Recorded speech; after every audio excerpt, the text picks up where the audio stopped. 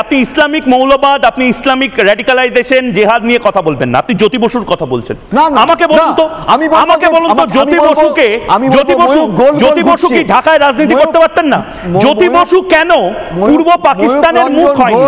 জ্যোতি বসু কেন পূর্ব পাকিস্তানের মুখ হয়নি? শেখ মুজিবুর রহমান কেন পূর্ব পাকিস্তানের মুখ হলো? জ্যোতি বসুর পরিবারকে কেন এ বাংলায় কলকাতা শহরে চলে আসতে হলো? জ্যোতি বসু তো বারুদি গ্রাম ঢাকার মানুষ ছিলেন, জ্যোতি বসু কেন চলে এলেন? আমি বলছি আজকে বাংলাদেশে যদি এটা হয়ে থাকে অন্যায় হচ্ছে, আপনাকে বলতে হবে যে বুদ্ধদেব ভট্টাচার্যের পরিবার, বুদ্ধদেব ভট্টাচার্যরা কি ওপার বাংলায় ছাত্র রাজনীতি করতে পারতেন না? বুদ্ধদেব ভট্টাচার্যকে কেন ঢাকা থেকে 500-700 কিলোমিটার দূরে কলকাতার মতন একটি অজানা শহরে এসে রাজনীতিটা করতে হলো?